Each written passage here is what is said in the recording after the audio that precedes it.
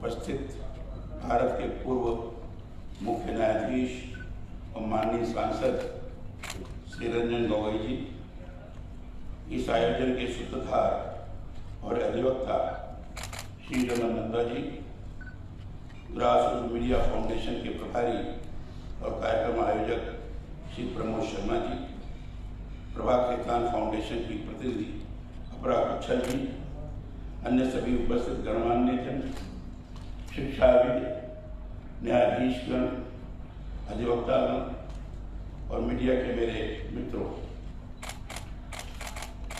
यह प्रसन्नता की बात है कि आज भारत के पूर्व मुख्य न्यायाधीश श्री रंजन गोगोई जी की पुस्तक जस्टिस फॉर द जज पर पृथक से संवाद भी हो रहा है।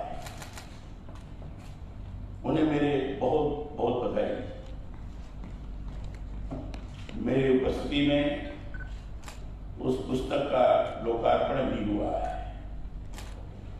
उसमें जिस तरह के मूल भाव भरे होंगे, निश्चित रूप से आप सब लोगों से विचार प्रक्रिया के दौरान प्रकट होंगे और आदरणीय श्री गोगोई जी अपने वाणी से आपको लाभान्वित भी करेंगे। इस कार्यक्रम में मुझे जब विधि, समाज और लोक विमर्श विषय पर बोलने के लिए निमंत्रण दिया गया तो सहर्ष मैंने इसे स्वीकार किया। यद्यपि आज मेरा अन्य जगह कार्यक्रम सुनिश्चित था, लेकिन मैंने आग्रहपूर्वक उस कार्यक्रम को आगे बढ़ाया और आज के कार्यक्रम में आने के लोग को मैं उसका संवरण नहीं कर पाया। मैंने गोगोई से कहा कि आपके आगमन ने यहाँ मुझे आने के लिए आकर्षित किया है, इसलिए मैं गोगोई जी को बहुत बहुत बधाई देना चाहता हूँ। लोक विमर्श, विधि, समाज और लोक विमर्श विषय पर बोलने के लिए निमंत्रण दिया गया तो सहर्ष मैंने इसे स्वीकार कर लिया। इसके पीछे बड़ा कारण यह रहा है कि संवैधानिक रूप में इस विषय पर बृहद स्तर पर विमर्श की मुझे बहुत अधिक संभावनाएं नजर आती हैं। बल्कि मैं कहना चाहता हूं कि ऐसे विषयों पर संवाद आज के परिप्रेक्ष्य में बहुत जरूरी भी है। मैंने लिखित भाषण तैयार किया है और उसी को मैं आपके सामने प्रस्तुत कर रहा हूं। वैसे बोलने के लिए बहुत कुछ बोला जा सकता है, मौखिक रूप से भी, लेकिन मैं ऐसे संवैधानिक पद पर हूँ जिसमें ध्यान रखना पड़ता है नए शब्दों का चयन करने में गड़बड़ न हो जाए। इसलिए प्रयास करता हूँ कि मैं आप लोगों के बीच में जब अपने विचारों की अभिव्यक्ति करूँ तो लिखित रूप से ही करूँ तो ज़्यादा अच्छा होगा। लेखनी के द्वारा लिपिबद्ध होकर वो चीज़ आपके पास जाएगी तो निश्चित रूप से उसमें किसी भी प्रकार की हमारे पत्रकार मित्रगण कुछ निकाल नहीं सकेंगे। मैं कहना चाहता हूं कि ऐसे विषयों पर समाज आज के परिप्रेक्ष्य में बहुत जरूरी है। भारतीय संविधान की प्रस्तावना से अपनी बात प्रारंभ करता हूं। संविधान की हमारी प्रस्तावना हम भारत के लोग से प्रारंभ होती है। यह जो हम भारत के लोग हैं, इसके मूल में हम भारतीय लोकतंत्र की जीवंतता को गहराई से अनुभूत कर सकते हैं। मैंने आपके बीच में प्रियम्बल दोहराया, पढ़ा भी और आपसे आग्रह किया कि आप उसे दोहराएं। एक एक शब्द में बहुत गंभीर चीज सन्निहित है। उसके अर्थ को अगर ध्यान से विचार करेंगे तो उस प्रियम्बल के अंदर सारी चीजें भरी हुई हैं। वो प्रियम्बल संविधान का अगर मैं थीम कहूं तो अतिशयोक्ति नहीं होगी और इसलिए मैं हर कार्यक्रम में इसको पढ़ता भी हूं और लोगों से दोहराता भी हूं। मैं राजभवन में एक संविधान पाठ भी करवा रहा हूं। वो 15 अगस्त तक बनकर तैयार हो जाएगा। मैं आदरणीय पूर्व मुख्य न्यायाधीश को भी आमंत्रित करता हूं, जरूर आकर देखें। अद्भुत होगा। उसको आप देखेंगे तो हमारे अध्यापक भी अनुभव करेंगे कि नई नई सूचनाएं उससे हमें प्राप्त होंगी। इस तरह का हम बनवा रहे हैं और बन जाने पर पूरे हिंदुस्तान भर में राजस्थान के राजभवन में एक ही वही संविधान पास होगा जो हिंदुस्तान में कहीं नहीं है। वहां हर तरह लोकतंत्र किससे है? भारत में रहने वाले लोगों से ही तो है। इसलिए हमारे यहाँ संविधान में लोगों को मूलभूत अधिकार प्रदान किए गए, उनके कर्तव्य निर्धारित किए गए। मैं मानता हूं कि अधिकारों के साथ कर्तव्यों का संतुलन जब होता है तभी मानवीय गरिमा सभी स्तरों पर स्थापित होती है। इस दृष्टि से देखेंगे तो भारतीय संविधान मानवीय अधिकारों और कर्तव्यों का महत्वपूर्ण दस्तावेज है। जो दस्तावेज ही नहीं है, यह मानव की गरिमा को स्थापित करने का मूल मंत्र भी है। संविधान शब्द राम और विधान शब्दों से बना हुआ है। सम और विधान शब्दों से बना हुआ है। संविधान शब्द सम और विधान इन शब्दों से बना हुआ है। सबके लिए समान विधान के अर्थ में संविधान देश के शासन प्रबंध संबंधित समस्त नियमों का एक तरह से प्रसार करता है। संविधान में निहित कानूनी प्रावधानों से ही देश में न्याय और न्यायपालिका की नींव सुदृढ़ होती है।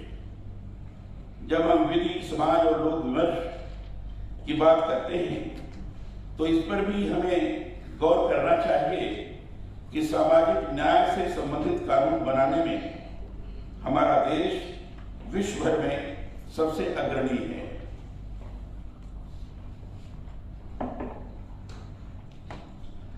संविधान का लक्ष्य ही समाज का सर्वांगीण विकास है, पर मैं ये मानता हूं कि सामाजिक न्याय के लिए कानून बनाना ही पर्याप्त नहीं है। कानून बनाने के साथ समाज में आर्थिक समानता और सामाजिक रूप में ऐसा वातावरण बनाया जाना भी जरूरी है कि जिससे व्यक्ति में किसी तरह के भेद, छुआछूत, कुरीतियों आदि को समूल मिटाया जा सके।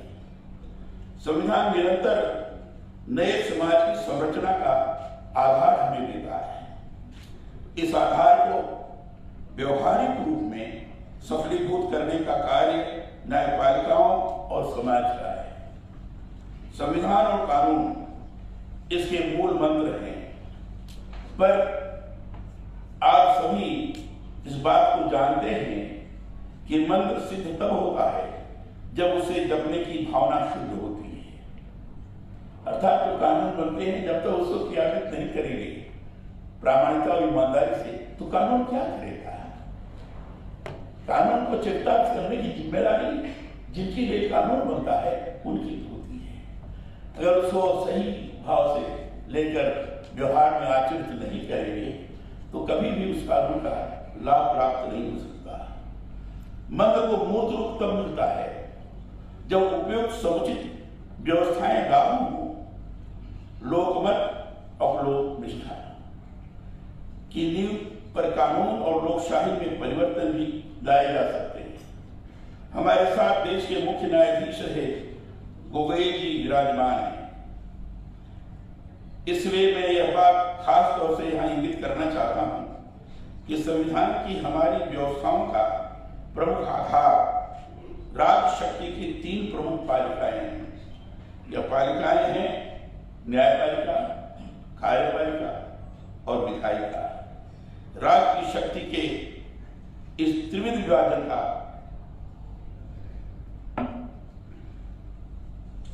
यह सिद्धांत निरंकुशता को रोकने और सत्ता के नियंत्रण तथा संतुलन में निरंतर कारगर रहा है। जब जब लोकतंत्र से जुड़े किन्हीं मुद्दों पर संकट की स्थिति आई है, इन पालिकाओं ने आगे बढ़कर अपनी महत्वपूर्ण भूमिका निभाई है। इस भूमिका के आलोक में ही हम विधि, समाज और लोक से जुड़े विमर्श को की गहराई से पड़ताल कर सकते हैं। एक महत्वपूर्ण बात यहाँ और आप सबसे साझा करना चाहता हूं कि न्यायपालिका चुनी नहीं जाती है, पर लोकतंत्र में चुनकर आए प्रतिनिधियों के साथ राष्ट्र भर के नागरिकों की समाज के प्रति जवाबदेही का बहुत बड़ा कार्य न्यायपालिका के जिम्मे ही होता है। ये विचारणीय प्रश्न है, इसको गंभीरता से विचार करना चाहिए, जो लोकतंत्र के पाये को मजबूत करता है। यह सभी से संविधान के आदर्शों और आदेशों की पालना करवाने के प्रति कृत संकल्प होती है, न कि वह मतदान की मुखापेक्षी होती है। मैं मानता हूं कि देश के न्यायालय संविधान प्रदत्त मानवीय अधिकारों के प्रहरी और एक तरह से न्यासी है। आप खुद देखिए, हमारी न्याय व्यवस्था में किसी को सुनवाई का अवसर दिए बिना उसके विरुद्ध निर्णय नहीं किया जा सकता। माननीय न्यायपालिका अपने आप में इतनी पारदर्शी है कि कोई भी निर्णय करती है तो उसके सभी पक्षों पर गहराई से विमर्श कर न्याय के सभी सिद्धांतों को लागू करते हुए अपना कार्य करती है। इसलिए न्यायपालिका में आमजन का आज भी विश्वास कायम है, व्यवस्थित है। व्यक्ति की स्वतंत्रता, गरिमा, सुरक्षा में न्यायपालिका की महत्वपूर्ण भूमिका है। समाज इसलिए न्यायपालिका पर विश्वास रखता है कि उसमें किसी तरह का पक्षपात नहीं होगा। उच्चतम न्यायालय ने आरंभ से ही वाक स्वतंत्रता, प्रेस की आजादी को कायम रखने के दृढ़ संपन्न निर्णय समय समय पर सुनाए हैं। मीडिया को लोकतंत्र का चौथा स्तंभ हमने इसलिए स्वीकार किया है कि लोकतंत्र की नींव को सींचकर उसे सुदृढ़ करने में वह निरंतर कारगर भूमिका निभाता है। मेरा यह भी मानना है कि चौथे स्तंभ के रूप में मीडिया आम जन के अधिकारों और उनके हितों की सुरक्षा के लिए आवाज उठाने का महत्वपूर्ण कार्य करता है। लोकतंत्र के किसी भी स्तंभ पर कहीं कोई खामी होती है, मीडिया उसे उजागर कर लोगों को जागरूक कर उनकी बहुत बार आवाज भी बनता है।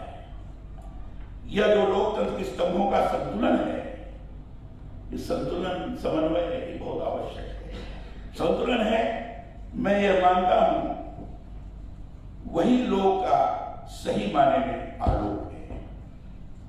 मैं निरंतर यह बात कहता रहा हूं कि राष्ट्र भौगोलिकता से जुड़ा कोई भूभाग दर नहीं है। राष्ट्र अपने आप में विचार है। इस संबंध में देखें तो भारत भाववाचक संज्ञा है। देश को विचार संज्ञा में देखने का अर्थ ही है ऐसा राष्ट्र जिसमें स्त्री पुरुष में, जाति और धर्म के आधार पर मनुष्य में किसी तरह का कोई भेद नहीं है, जहां अनुभव और ज्ञान सहभागी है। भारत का अर्थ ही है ज्ञान और दर्शन की वह महान परंपरा जिसमें वैदिक ऋचाओं से लेकर आदि शंकराचार्य के अद्वैत दर्शन तक का सार आ जाता है। सारे विश्व को वसुधैव कुटुंबकम के सूत्र के साथ अपना परिवार मानने का संदेश हमारे इसी राष्ट्र ने दिया है। संविधान इस उदात्त विचार का ही लिखित रूप है। हमारे यहां कहा गया है, लोका समस्ता सुखिनो भवति, लोक कल्याण में ही सबका सुख निहित है।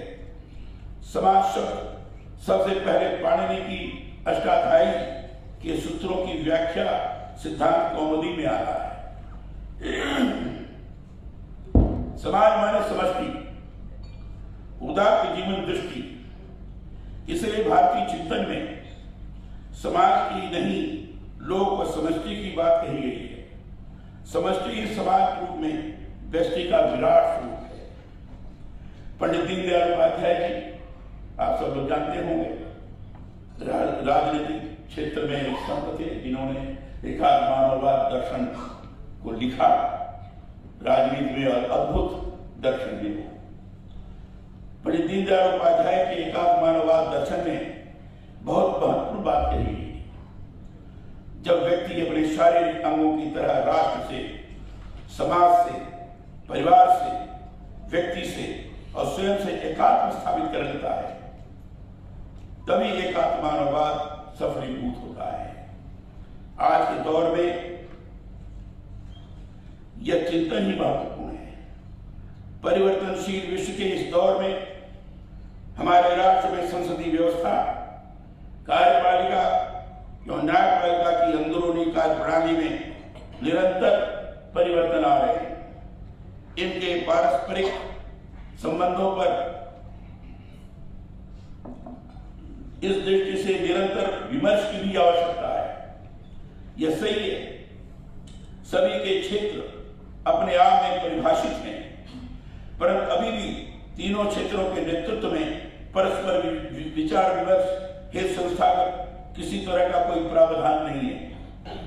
मैं चाहता हूं कि भविष्य की चुनौतियों के संदर्भ में इस दिशा में संवाद के जरिए ऐसी संस्थागत पहल हो जिससे हमारे संप्रभु राष्ट्र की शाश्वत जीवन मूल्यों, आदर्शों और संस्कृति की हमारी जीवंतता के आलोक में विधिक चुनौतियों, समाज से जुड़े वैचारिक मसलों के लोक विमर्श को उज्जवल राह मिले।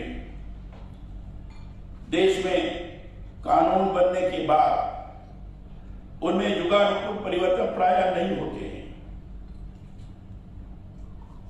हिंदुस्तान, भारत में अनेक संहिताएं हैं। ये संहिताएं समय समय पर युग के अनुरूप कानून बनाकर, नियम बनाकर चली हैं। युगानुरूप उसमें परिवर्तन हुआ है। इसी प्रकार से समय तेजी से बदल रहा है। बहुत से पहले के बने कानून या तो अप्रासंगिक हो गए हैं या फिर उनमें समय के साथ परिवर्तन की संभावनाएं हैं।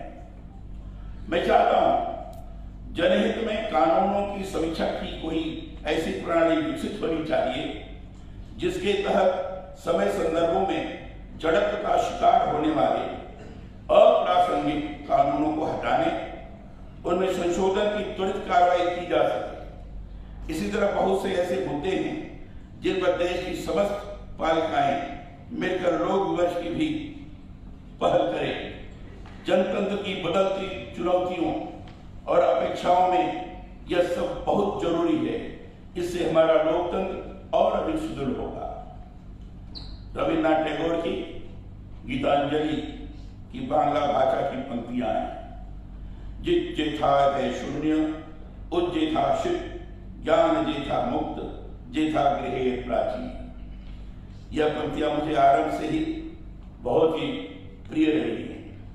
इनका अर्थ है जहां चित्त भय से शून्य हो, जहां हम गर्व से माथा ऊंचा करके चल सकें, जहां ज्ञान मुक्त हो, जहां दिन रात विशाल पुस्तका को खंडों में विभाजित कर छोटे और छोटे आंगन न बनाए जाते हों, विद समाज और लोक विमर्श के जरिए यदि ऐसा होता है तभी इसकी राष्ट्र के लिए सार्थकता है।